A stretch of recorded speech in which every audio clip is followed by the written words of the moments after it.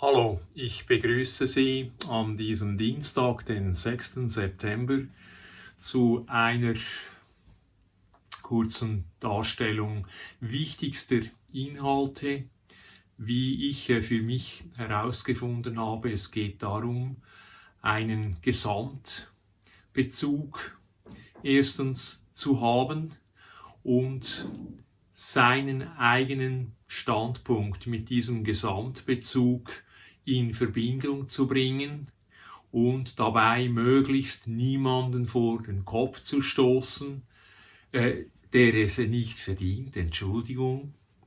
Und die Weisheit, die versammelte Weisheit des Planeten möglichst nutzbar zu haben und. Und wie man so etwas schaffen kann, das ist eine unlösbare Aufgabe, wenn nicht auch alle da mitziehen. Und ich möchte möglichst eben auch alle ansprechen und dabei auch die Medien, die Massenmedien dazu gewinnen, da mitzuziehen, wissen, dass auch viele von ihnen überfordert sind in der heutigen Situation von durch globalen Playern abgegrasten Werbebudgets der Unternehmer ihnen.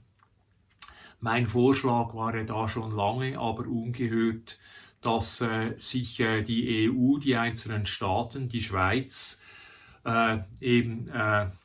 kundig machen würden und sagen würden, liebe große Werbebudgetabgraserinnen des Planeten, ihr müsst uns, die einzelnen Qualitätsmedien, eben an euren fantastischen Targeting-Tools teilhaben lassen. Und nur dann dürft ihr weiter auf unseren Wiesen grasen. Und somit würde auch der Luzerner Zeitung, meiner Lokalzeitung, Qualitätsmedium, wieder mehr Geld zufließen und sie könnten ihren Job tun, den sie eigentlich tun müssten bei mir, weil die müssten als erstes berichten, was jemand hier tut mit einer wahrscheinlich Weltneuheit, die einen Beitrag eben, und zwar wissenschaftlich begründet, eben zu einer besseren Welt leisten möchte, oder?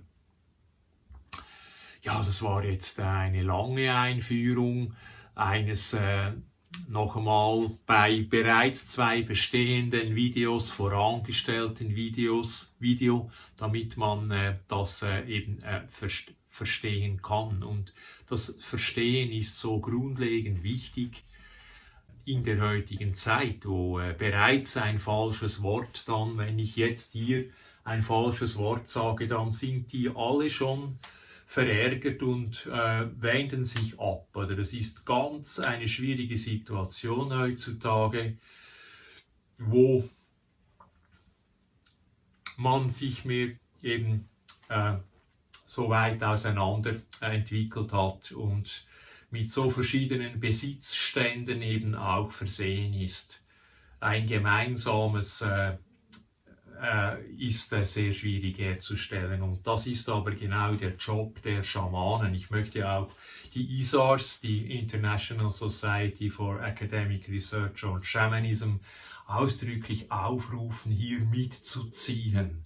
Sie, die dann den Schamanismus auf die Fahne geschrieben hat, und ich bin ja da auch dabei. Ich bin ja von der Präsidentin Diana Riboli persönlich eingeladen worden, dort mitzuforschen und mitzupublizieren auch. Das mache ich jetzt noch außerhalb und vielleicht dann auch einmal im Rahmen des Shaman, des Publikationsorgans wissenschaftlicher Arbeiten der ISARS.